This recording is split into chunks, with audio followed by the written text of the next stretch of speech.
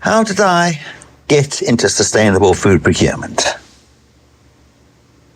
I will start off by mentioning that I worked for 22 years in the Economic Development Unit within a local authority called Tameside Metropolitan Borough, which was and is one of the 10 districts of the Metropolitan County of Greater Manchester. In about 2003 to 2004, there was a big national push to promote sustainable procurement policies in the public sector. A central document here was published by the Department of the Environment, Food and Rural Affairs called Procuring the Future.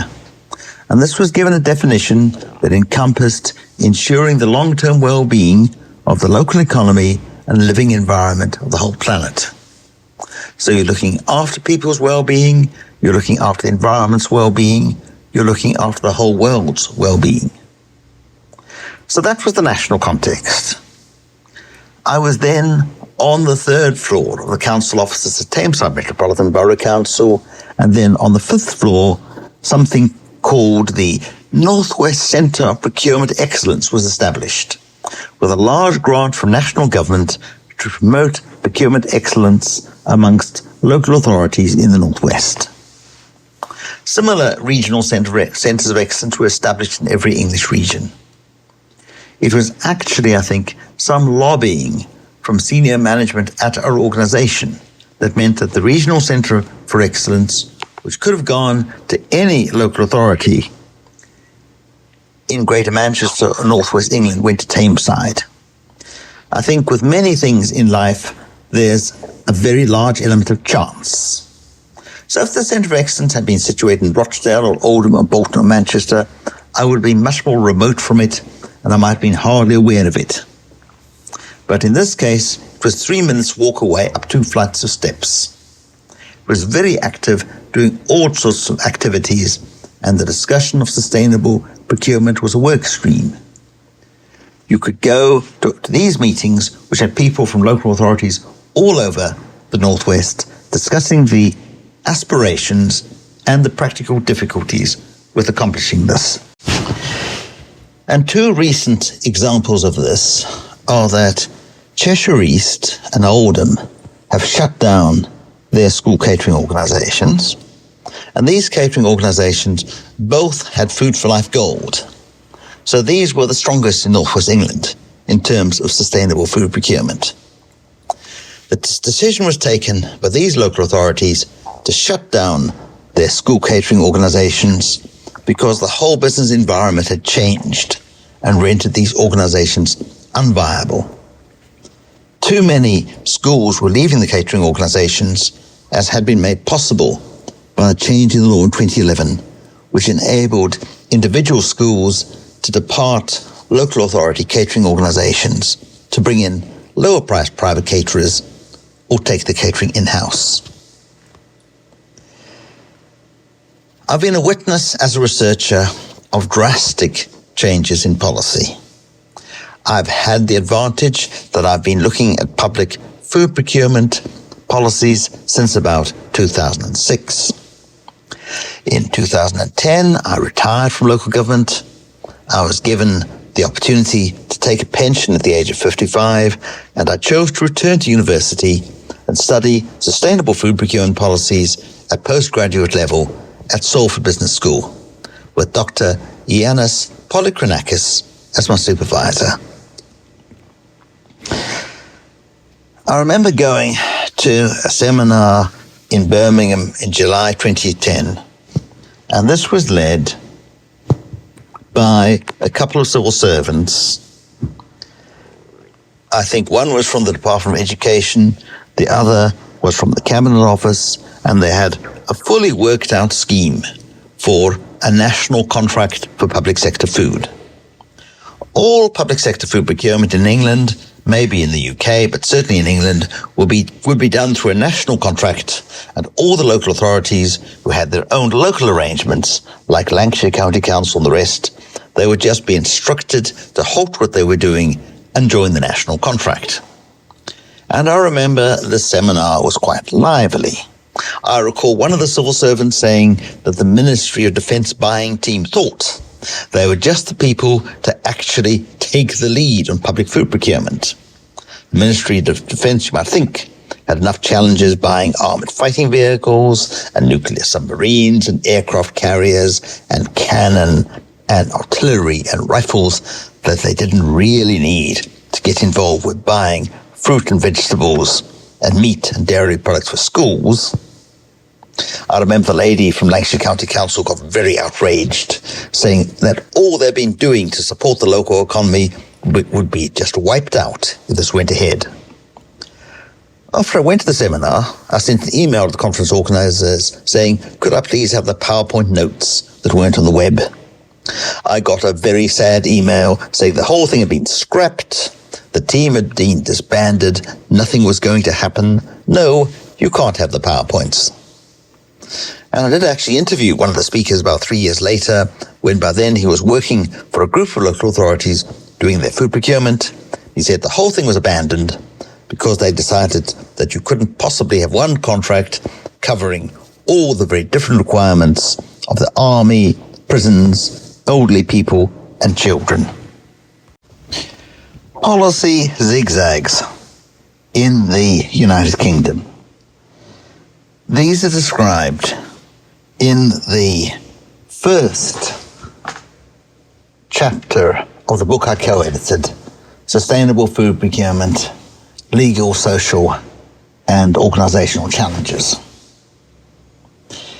The extraordinary thing about the UK, and particularly England, is the way in which policy zigzags through a series of 180-degree turns.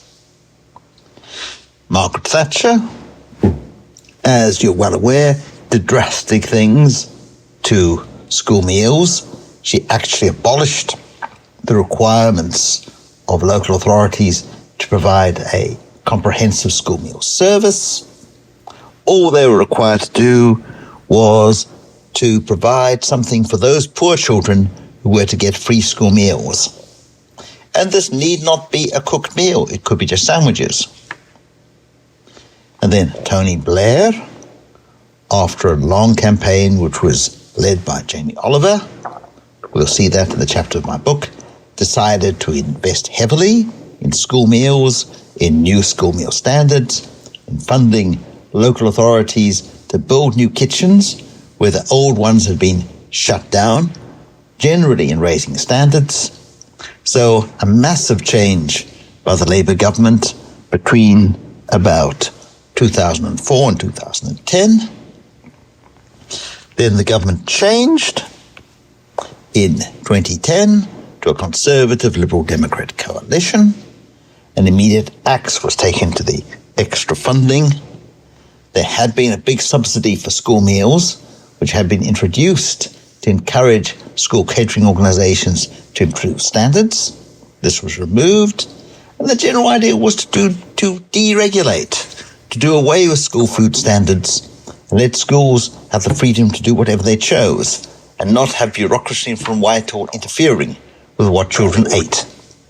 And that was the policy until about 2013, when there was a panic about child obesity. And there was, of course, at the time, the coalition government and the Deputy Prime Minister Nick Clegg decided that his flagship policy, to show that the Liberal Democrats were on the side of children, was to improve school meals and to introduce free school meals for some children. So there was another drastic change of direction in 2013-2014. And as I mentioned in the above-mentioned chapter, new school meal standards were introduced, although there was a loophole that existing schools and academies were merely encouraged to follow them. They weren't required to follow them. The government now made a lot of money available to improve the standard of school meals. Many schools were given capital money to build new kitchens where they didn't have kitchens in schools. So a very drastic change of direction. And at around the same time, 2014, the Cameron government commissioned something called the British Food Plan. A retired business person with some illustrious record I think a former chief executive of ICI, somebody at that level, was brought in to do a study which basically said that the best approach to improve the quality of public sector food was to find the best practice in local authorities like Lancashire and encourage it. And so in November 2015, I went to a seminar organised by Cheshire East Council in Nantwich, and there was a speaker from the Department of the Environment, Food and Rural Affairs, DEFRA, who was all about getting local authorities in their school meal services to buy lots of high-quality local food. And Cheshire East was a shining example, buying in local meat, local dairy products, local vegetables when possible, and promoting local farmers. But when the 2016 referendum voted for Brexit, all the attention within national government seemingly switched to somehow try to make Brexit happen. It would appear that the whole focus changed. If there were civil servants in DEFRA doing anything about food, they evidently moved away from local procurement to try to somehow sort out what Brexit was going to do with British food trade. And the British food plan appears very largely to have been forgotten. Indeed, if you look at government policy between 2016 and the change of government in 2024, insofar as there's any focus on food, it was as a bargaining counter in trade negotiations. For example, the Australians were given permission to bring in their meat tariff-free as part of a wider trade deal with Australia. The government paid little attention to protests from British farmers that they were going to be harmed by having to compete with cheaper Australian meat. During 2018, the Prime Minister, Theresa May, decided to have a new national food strategy, and she appointed a gentleman called Henry Dimbleby to write the food strategy. He came up with a wide range of recommendations relating to sustainable food procurement. By the time the strategy was finished in 2022, Boris Johnson was the Prime Minister, and basically the strategy was put on the shelf. A very few recommendations were accepted. Since July 2024, we've had a new government which is also now thinking of national food strategy.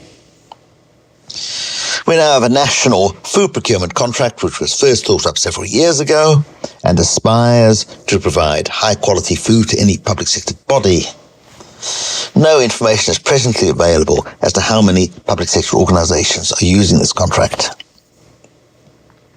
As regards sustainable food procurement in England, the flagship councils are shutting down their school food operations because the environment is so unfavourable. The sums do not add up.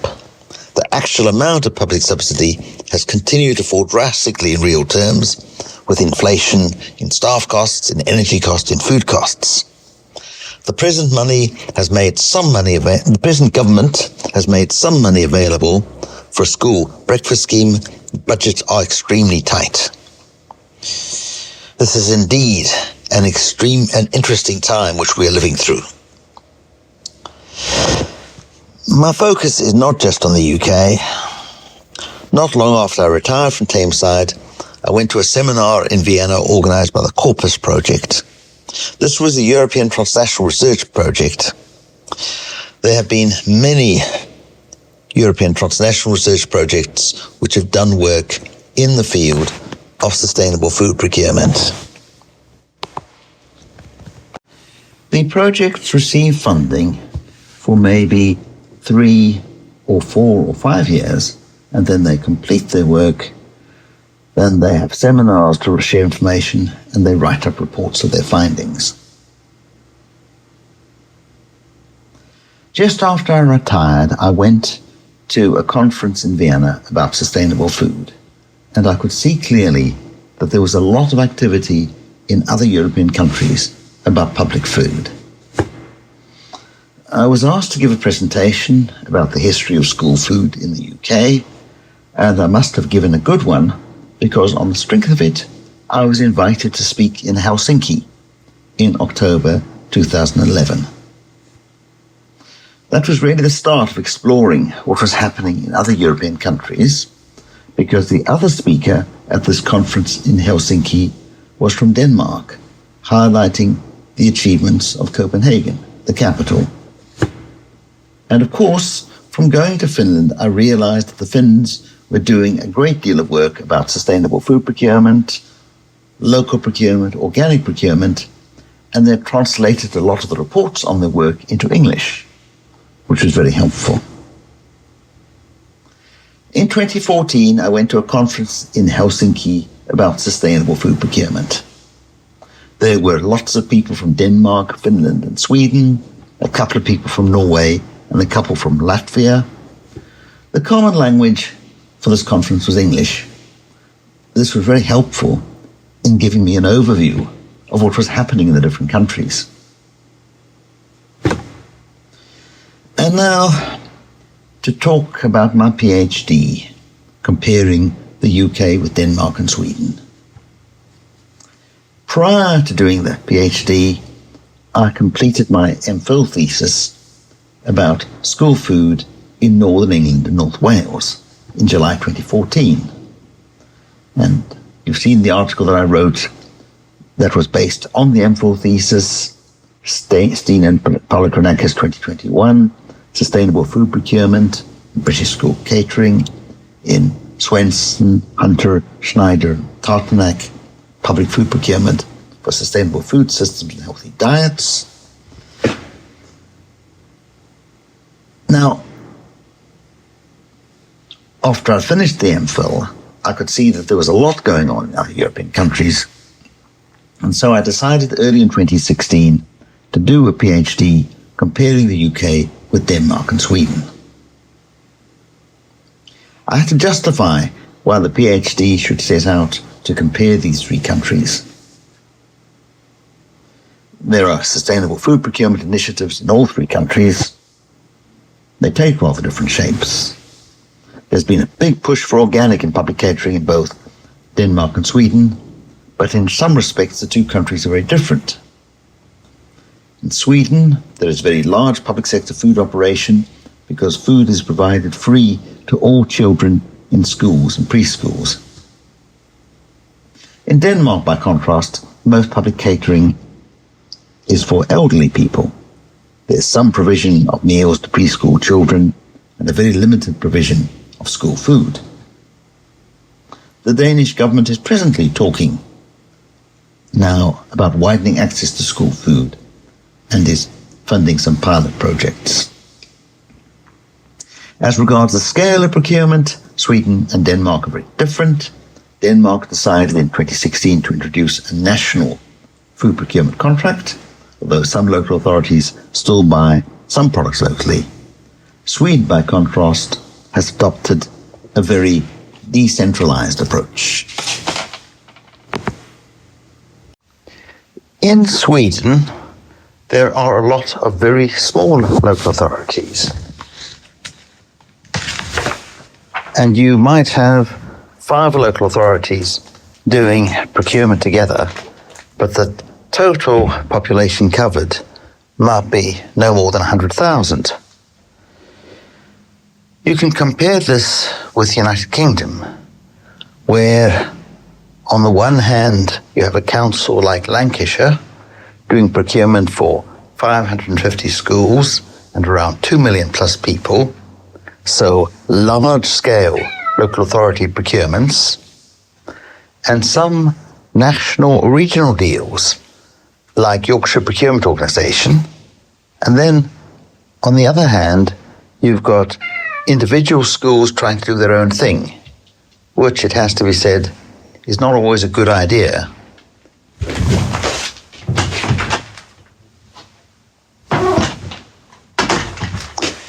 Because if you have an individual school trying to do it in-house, you end up having no economies of scale. And so, for what you spend, the quality of your food will be rather poor.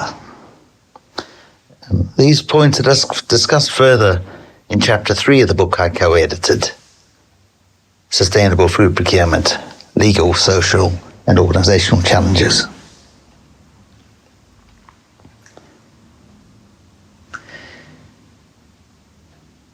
Meat and vegetarian options. Meat is a common theme with all three countries. In Denmark, there are substantial regional differences between the big cities, where there's a lot of consumption of vegetarian food, including in public kitchens, and certain rural areas where the production of pig meat is a major economic activity, and there is an expectation that meals in public kitchens will be meat-based. As one Danish professor put it to me, in some rural towns, if you want pork for lunch, that's the norm, but if you want falafel, that's not Danish. In Sweden, there's widespread provision of vegetarian food in public catering, and it is the norm for there to be vegetarian options on menus. This is also the case in the United Kingdom. There are interesting questions that could be asked about the timing and process whereby vegetarian food was introduced in public catering. In the UK, at some point, there was a decision to introduce vegetarian meals into every school kitchen. There was no national policy. There were no court cases. There were no great public campaigns that I'm aware of. It just seemed to happen very quietly that providing a vegetarian meal became normalized. And I regret that I didn't try and probe people while interviewing. I wish I'd interviewed some catering managers who'd been working for 20 or 30 years in school catering and asked them, when did you start to introduce vegetarian food? They would probably have said, we started doing it about 1989.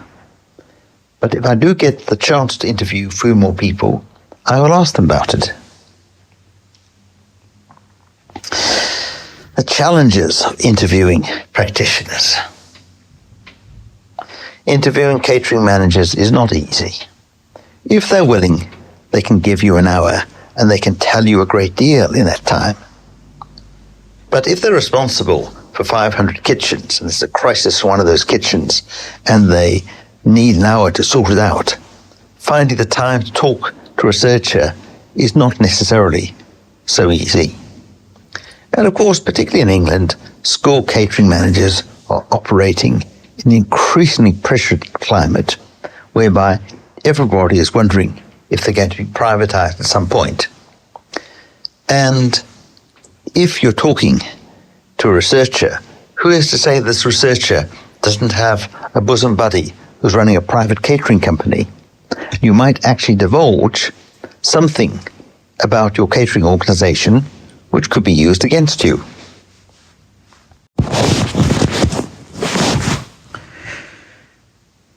Even if it was something positive about you, it could mean that this catering company would come in with a tender saying, we will do X, Y, and Z, which such and such a council catering organization are doing. So we will actually tick all the green boxes they're already ticking, only we'll do it cheaper. The general atmosphere of privatize everything in sight does not encourage local authority managers to spend hours chatting to researchers. Now, Sweden and Denmark are different because there isn't the same sort of fear of privatization. But not every Swedish or Danish catering manager is necessarily confident that their English is good enough to be interviewed for an hour by an English researcher. What I found was that very often if they did not know the English word for something, I would ask them the Swedish or Danish word, and I could recognize individual words. I can read a document with the aid of automated translation, especially Google Translate. Google Translate does a good job on Swedish and Danish texts. However, when listening to people speaking, I can understand very little.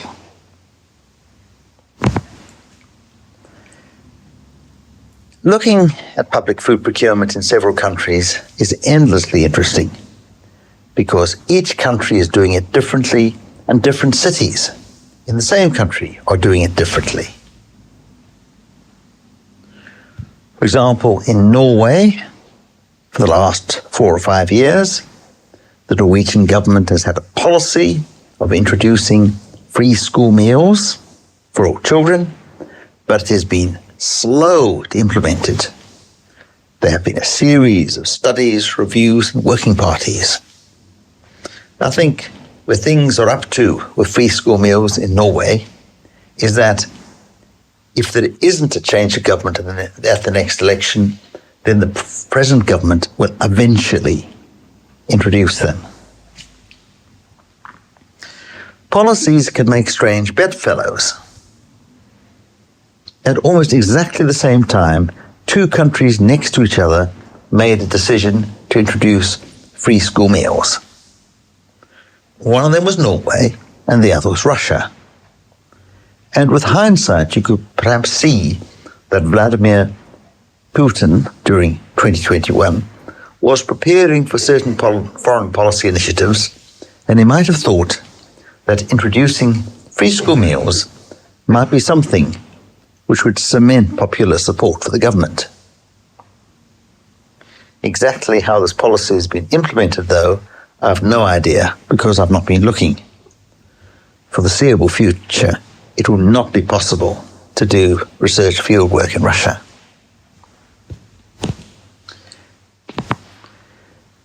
Changing policies in Germany and Sweden. Things are changing all the time. A few months ago, a new coalition government came into power in Germany. There is a very detailed coalition agreement between the Christian Democrats and the Social Democrats, hundreds of pages setting out how they're going to govern together. And in the small print, they have abolished the organic target of the previous government, which was a coalition between Greens, Social Democrats, and Free Democrats, for 30% of the agricultural land in Germany to be organic. Very likely there has been some lobbying by conventional, that is non-organic farmers, saying that the organic target disadvantages them.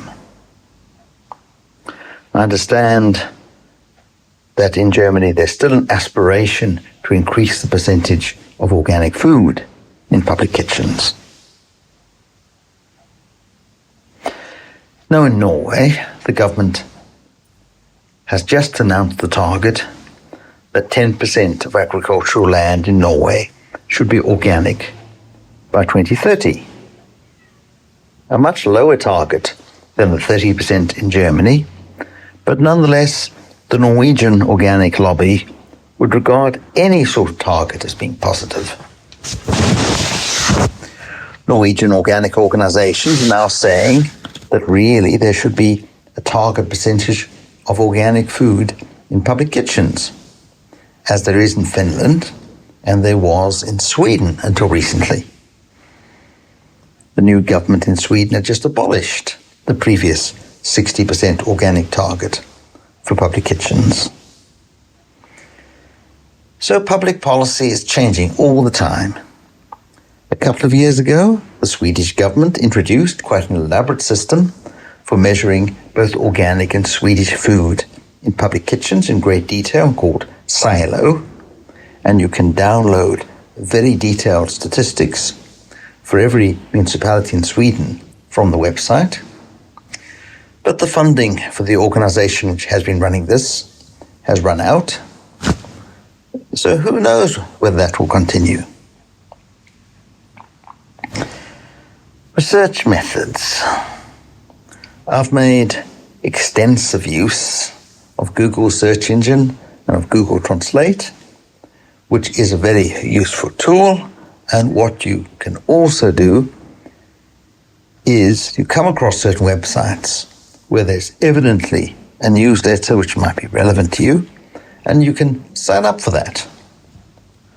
What you end up doing is if you're not careful, you will have far more information coming in than you can possibly process. I think the challenge is actually to write things up rather than to continue to accumulate information.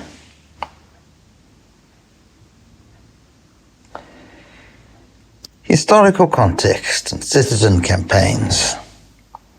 You can explore the citizen initiatives and see how they generally preceded official action. In Sweden, the government took a decision a long time ago to create a school meal system. I think it was about 1946. And then in the late 1960s, it handed it over to local authorities. And there was a gradual broadening of it. You didn't get universal free school meals all at once. I suspect that if you dug down, you would find there were local campaigns promoting the extension of universal free school meals in particular towns and cities. There's not much information on the internet before about 1997. You find that there were citizen campaigns in Sweden about the poor quality of school food, and you can actually track those on the internet, and also using something called the Wayback Machine, the Internet Archive. And sometimes you may find that the organization which you're interested in has shut down, but if you can find out its web address, it is possible that you might find something on the Wayback Machine. A lot of stuff disappears from the web. Sometimes you can find it on the Wayback Machine. Very often you can't. But it's a lot better than nothing. It's quite frightening, really, how often you go on to what could be a useful web page and you discover that it's blank. Recommendations for researchers. I would try and focus on specific areas. I would try and focus on specific countries and specific cities. Look at case studies, look at particular countries, and try and see what common themes emerge. So, in my book, Sustainable Food Procurement, Legal, Social and Organizational Challenges, you could look at the chapter in Italy, which is an illustration of a very comprehensive, sustainable procurement approach, and one which seems to have survived changes of government.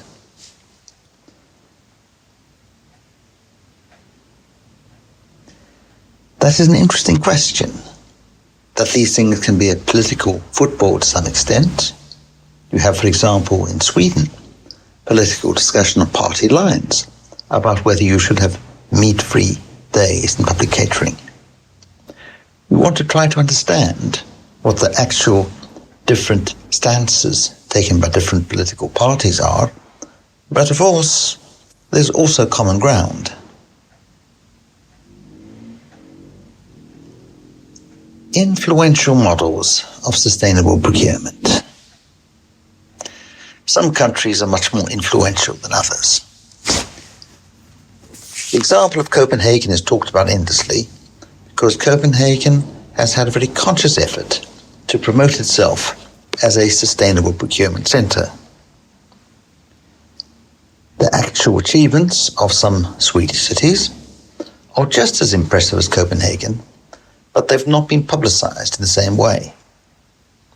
And generally, I would say that because Denmark is a very large-scale exporter of organic food, so the Danish model has been promoted in Germany because a lot of the organic food available in the German market actually comes from Denmark. Whereas Sweden is not substantially an exporter of food. It's mainly a food importer. What you can actually see as you look at international conferences and European projects is that the example of Copenhagen comes up again and again. And that's not because Copenhagen hasn't done good work. They have done excellent work, but they've also worked very hard to publicize it.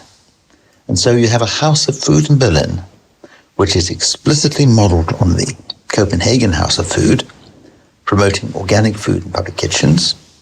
You've got similar organizations in several other German cities. So you can see ways in which ideas have spread from one country to another.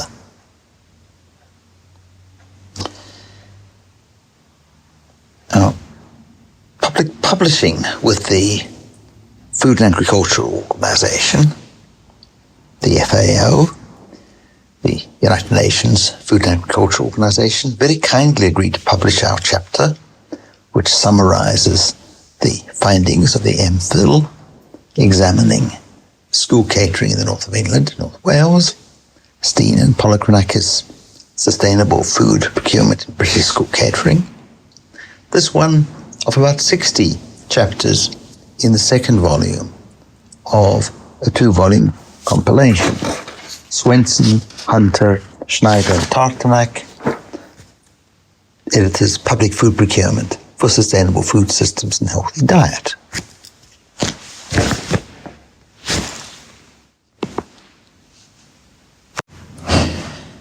Getting things published is not always easy. We were very gratified that the Food and Agriculture Organization published the paper. A lot of good work doesn't get the publicity it deserves. There's been remarkable work in Germany, in Berlin and Bremen and in Bavaria, particularly in Nuremberg. They have had publicity. But if I had £1 for every conference that Copenhagen has presented its work at, they would mount up. And one Swedish city gets all the mentions. Malmö has done fantastic work with introducing organic food in public kitchens, but there are other Swedish cities who are just as good and who get virtually no international publicity. So my publications, there's a chapter on school food in Northern England, North Wales, the Food and Agricultural Organization book. You can download it free of charge from the web, and that is a snapshot of 15 local authorities in the north of England and North Wales, and looking at what they were doing about sustainable food procurement, particularly school meals, between 2013 and 2018. Broadly, this was a period in which sustainable food procurement was advancing, more money was coming into the system, standards were rising. That's quite an optimistic story.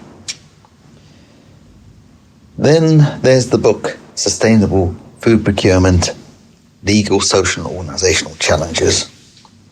This was published in February 2024. It's an edited collection, a book of chapters by different academics. I edited the book along with fellow editors Roberto Caranta, Maurizio Mariani, and Yanis Polakranakis. Roberto is the lead author on one chapter. I'm the lead author on 2 chapters and a secondary author on 2 more chapters. The book looks at 11 countries, all in Europe apart from Brazil. It gives you glimpses of the ways in which policies are being implemented in different countries. The chapter on the multi-country comparison of the Baltic region covers the largest number of countries. You have an attempt to compare Denmark, Estonia, Finland, Poland and Russia and their school food systems and their approach to sustainability. Russia being the outlier, as you will see when you read the chapter. I've also co-written a chapter about school food waste, and that was based on school kitchens in southeast England in 2014, 2015, when universal infant-free school meals were introduced, and there were horrendous levels of food waste. Stein and Polakranakis, 2023, Food Waste Issues of Universal Infant-Free School Meals in Southeast England Schools A Cautionary Tale in Lally Turner and Rutland, Food Futures in Education Society. This chapter was based on consultant reports which explored the reasons for the levels of food waste and advised schools on how they could reduce this, and particularly on reports by the late Penny Beauchamp, who did a very good job talking to the school managers and children, to parents, to kitchen staff, and to teachers about why there was so much food waste. Her report showed that there were a variety of problems with the organisation of the dining rooms. Too much noise, too little time to eat lunch, poor physical layout, sudden introduction of new healthy menus, lack of head teacher supervision, failure to consult with parents. My links with Salford University in Manchester. I'm based within the Salford University Business School. My PhD was supervised by Dr. Ioannis Polygranakis, Senior Lecturer in Supply Chain Management. The research that I did on sustainable food procurement fits well with the university's work on supply chain management, which examines how large organizations within both the public and the private sector purchase what they need from suppliers. Sustainability is a very important dimension of supply chain management. Paradoxes and complexities in sustainable procurement. I think the essence of trying to practice sustainable food procurement is that you will be pulled in different directions all the time. And the moment you think you've got it right, something will change. You may have assembled a nice collection of local suppliers who'll be providing your food at excellent prices, good logistical arrangements, and fantastic quality. And then 3 of your key suppliers will go bust for various reasons, and you will have to deal with a changed situation. Key dilemmas: budget, locality, environmental impact. If you source everything locally, you might have to double your budget, which is not generally possible. Very likely, you will have to source at least some things from further afield to get affordable prices. If you want to keep your carbon footprint down, you should reduce your use of beef, mutton, and milk and cheese. But then the only local food available might be beef, mutton, milk and cheese.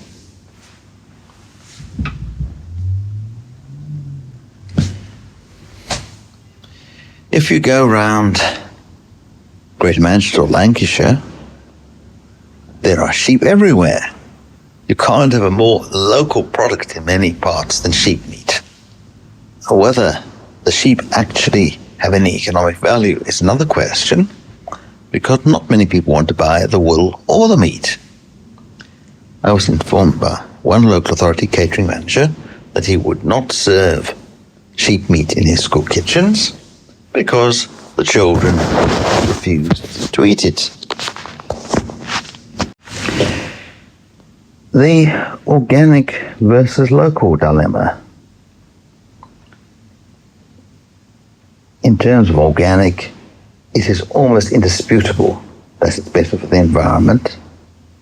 It's very probably better for health, particularly for the health of small children. But you may have no local organic suppliers. So, as a Scottish caterer put it to me, I could buy organic milk from the south of England for the same price as buying local conventional milk from my part of Scotland. But I know that if I'm buying a local conventional milk, I'm helping to keep a local dairy alive, which might go under if I'm not buying their milk for our schools. So there's another dilemma. To summarize the core tensions, the big dilemmas really are high environmental quality versus local, high environmental quality versus lowest price, reducing your carbon footprint versus buying in meat and dairy products, which might be your local food. Of course, meat and dairy might be what the parents want you to serve to the children, or what the children themselves might want. I've just been reading this report on interviews with Finnish school children complaining about the vegetarian slop they're being given every day. And why can't they have sausages? So there's no shortage of dilemmas. Listening and engaging, I think, has really helped me going and talking to people and hearing what life is like within the public kitchens and the dining rooms. Sometimes it's possible to do positive things. Sometimes it can be easy, and sometimes it can be really difficult. I think of one catering manager in Sweden who is responsible within the small municipality for all the catering for children, from nurseries to primary and secondary school. He had started with the youngest children, introducing a very largely vegetarian diet. As the children got older, they continued to get very largely vegetarian food, and there were no complaints. Vegetarian meals were much cheaper than meat-based meals, and this freed up money which the catering manager could use to increase purchases of organic food. The result was that the catering manager increased organic food purchases from about 11% to about 37% within a couple of years. And he managed to do this while coming in below his budget when every other department in the municipality was overspent. This is possible because there was an integrated catering system which provided food for children of all ages. Over a period of years, this catering manager had transformed all the nursery and school kitchens to serve largely vegetarian meals with small amounts of meat, high quality, and usually organic. And he had done this without arousing opposition from parents or children.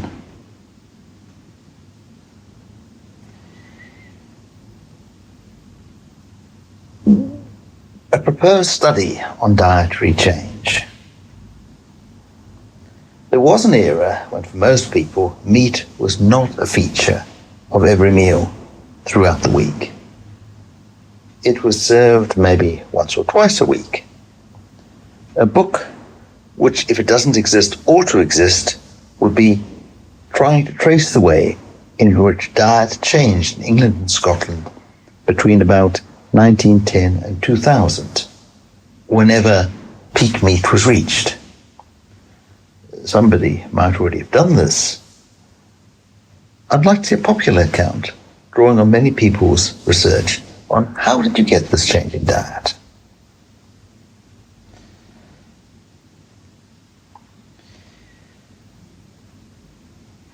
Manchester Environmental Education Network.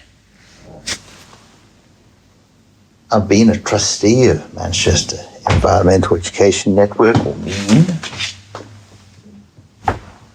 for quite a number of years. I have great admiration for the work which has been done by Rachel Locke over these years. I enjoyed the way the last annual general meeting was done. It was very informative. There were many interesting people in the room, and people of all ages got to contribute. Rachel has developed a skill in working with children, which shows in meetings like these. She's been doing this for many years.